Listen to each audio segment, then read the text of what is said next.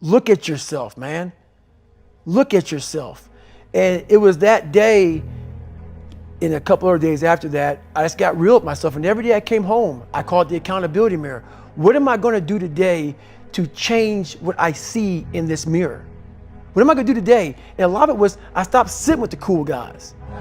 I actually tucked my shirt in and went to school looking like, hey man, this is how I'm going to look. If you don't like it, so be it. I had to really wear this layer of skin. I had to develop a really calloused skin on me to take whatever you're going to call me, you're going to call me. Whatever I'm going to be, I wasn't a geek, but whoever I am, you're going to see me. You're going to see me for who I am, because I need to change who I'm not. And that accountability mirror just became raw. And when I became fat over the years, because I fell back in the hole, I called myself fat because I was fat. And people don't want to do that. They want to say, oh, don't call yourself fat. Don't call yourself dumb. If you're not real and raw with who the fuck you are, nothing's going to change. And in this nice new world that we live in, we want to hear, you're just a little big. No, man, you might be fat. And it's okay to hear that from yourself and from everybody else. So that's where it started at. And it's raw. It gets ugly sometimes with me in that mirror. But I'm also proud of myself to be able to tell myself that and then fix what's in that mirror. So the first thing about it is, once you realize it, and you have to realize it, you got to call yourself out. Addressing it is very small. It doesn't go from like one morning I'm this way, next morning I wake up and presto, 5 steps to greatness. No, it ain't that, brother. You read my book, this is hard work. It's every day, like right now. I had to be honest with you, man. I'm even shaking right now being on this show. I'm a big time introvert. How you address it is you face it. You face it every day. You face it every single day of your life, where you say, okay, like if you're fat and you need to lose weight, it's patience. It's patience in this fact of accepting who you are right now. I'm fat, I don't like myself. Accepting the fact that if you lose 3 or 4 pounds, that's a huge accomplishment. You have to live in your own fucking world. You cannot judge yourself. That's why social media and all these things are horrible. You can't judge yourself off of the so-called competition that we have made up in our mind. The things that, how people look, how people act, how smart someone is. This is a race that you run completely alone. And you're all by yourself. I had tons of sticky notes all over my mirror. It wasn't like be better than John or be as fast as whoever. Okay, David, yesterday you did this. Today, our next goal for the week is this. So I had a year goal, weekly goals, daily goals, hourly goals, and the big goal was I lied a lot growing up. I wanted to be accepted. One goal was, let's go one day without lying. Let's go one day, and then when I would lie to somebody, I would say, hey man, I had to go back now and apologize, say, hey man, I lied to you. You know how hard it is to go back to somebody and say, I lied to you? Hey man, you know what? Back there, I lied to you, dude. I was really jacked up. So I figured out these ways of total accountability. Like right now, I had to run this morning before I talk to you, because why? That's what I'm about. I'm about mind, body, fitness. A lot of folks talk so much shit about, hey, I'm gonna change your life. I'm gonna do this, I'm gonna do that. Are you accountable for what you're doing? Are you accountable? And I mean to the T for what you're saying. I am. And that's where it started. It started with that total accountability of, let's not lie today. Let's tell people the truth about who you are. And when you can get on and tell someone, like I'm doing right now, exactly how fucked up you are, that's the goal in life. To put your life on a billboard, on the busiest road, in the busiest highway in the world, and say, this is how fucked up I used to be. Take it or leave it. Each thing that is wrong with you has to be a focal point. You can't look at this gigantic list and say, I gotta change all this shit. My God, this is crazy. No. You take off the first one. I wanna be smarter. For me, that was my thing. I have to become more intelligent.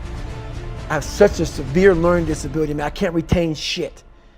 I had to now get that one thing and then strategize in that one problem. How can I do this? I'm not gonna learn like you. I'm not gonna learn like anybody else. How am I gonna figure this out? So I then figured out, okay, where are my strengths here? Where are my weaknesses in learning? All right, man, how am I gonna do this? And I figured out a way to do it by just strategizing. So how I learn to this day, if I have a big manual to study, I will have to get a bunch of spiral notebooks from the daggone store. And each page, I have to write each page out, maybe 10 times. So there was a 1,000-page dive manual that I got 18 months before I went to dive school. Most people, I'm not smart, I'm gonna go see if I can pass this test. I realized, hang on a second, I'm not smart. How can I get past this? How can I get through this obstacle? I need to acquire this book 18 months in advance, because it could take me 18 months to write down each page over and over again to then put it to memory. So when the question came up, I had written that question so many times down on paper that I can recall, okay, page 71 was where I remember seeing this, and I can recall it that way. And that's how I did it. So you gotta strategize on each problem you have in life. Slowly break down that problem. Don't think about all the problems you have, just one at a time. And before you know it, you fix all these problems, but you cannot focus on all of them. Just on the one thing at a time. A lot of us, mediocrity is everywhere right now. And we're all trying to find an easy way out. And we're judging ourselves. Let's say there's 10 people in this room and we're all mediocre. But I'm the best of the mediocre people. I now think I'm great. I'm great. We surround ourselves around people that make us feel great. They tell us what we want to hear. The second we put ourselves amongst the uncommon people, we don't like that feeling. That challenging feeling of that person who's waking up at 3:30 in the morning and say, hey, put your shit on, we're going for a run.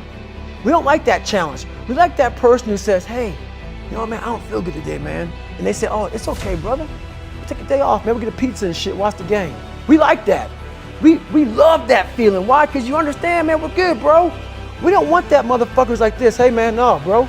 Get your fucking shit on, man. We don't want that in our lives. We don't want that person who's constantly challenging our weaknesses. We want that person who's constantly, making us feel nice and good and secure in ours. That's the mediocrity of life. We want to be the best amongst the average people. People wonder, how do you stay hungry all the time?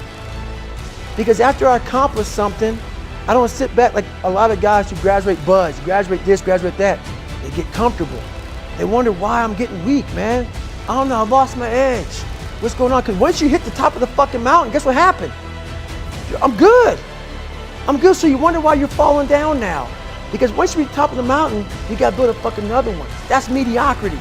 There's a lot of people in mediocrity who have a nice resume, but they're one-timers, man.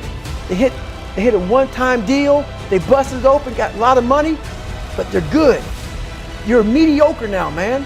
What are you fucking doing today, tomorrow, the next fucking day?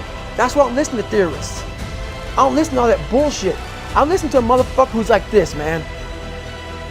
What's wrong, man? I'm fucking tired, dude. Why are you tired? Because tomorrow, I gotta do the fucking shit again, man. Whatever the shit is that made me fucking nauseous and sick to my stomach, it made me hurt. There's no ending. And that's the person I listen to. That's the person who's gained knowledge. You gain knowledge through suffering. And on the other end of suffering is a world that very few have ever seen.